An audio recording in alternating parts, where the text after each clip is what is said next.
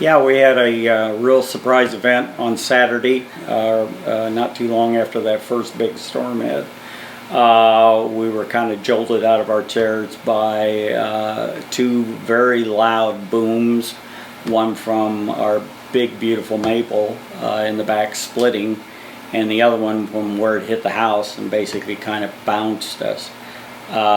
Unfortunately, not only just hitting the house, the rooms that it hit contained my library, and our library is at least 10 bookcases, probably 3,000 to 4,000 volumes of various kinds, plus my multiple piece stereo system was in there also, which was very valuable and very important to us. We've had it for a long time, and the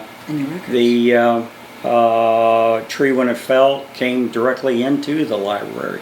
We have 3 6-foot long or better openings in the ceiling that go all the way out to the outdoors.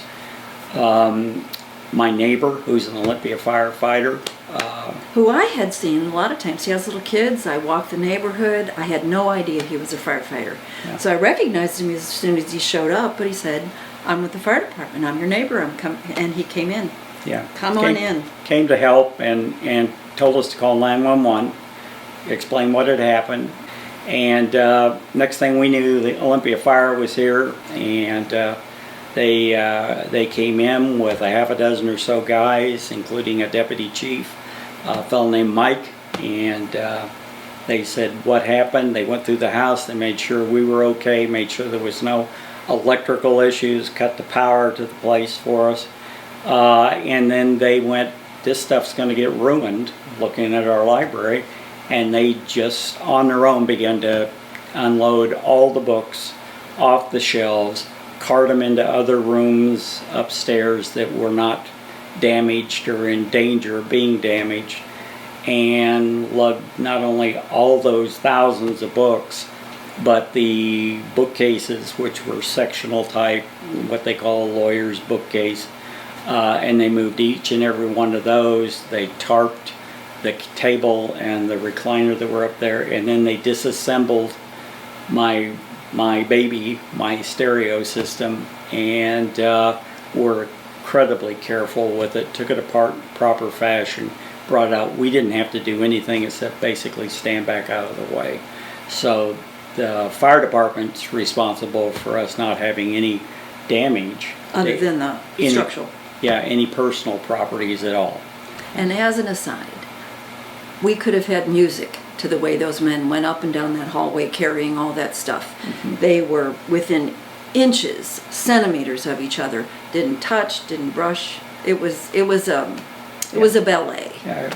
So by the time they were done with that, the guys were on the roof trying to get the tree off, which was ended up being a 10-12 hour job, and getting the tarps on and things like that. But at least we were protected at that point.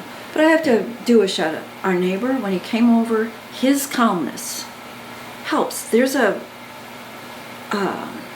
almost a paralysis when there's a big thing like that for me. What do we do next? This is what you do? No problem. This is what you do? No problem. And when all these men came in, so cheerful, so pleasant, so don't worry about it, it took my stress level way down, and I watched it take Len's stress level way down. It really did. They were incredibly careful. We had no damage to anything they moved. They barely got anything dirt on the carpet. I mean, they really took their time. In fact, Mike came back a day or so later, the deputy chief, just to check, make sure we were still doing okay and everything was moving along. So we thank them for that.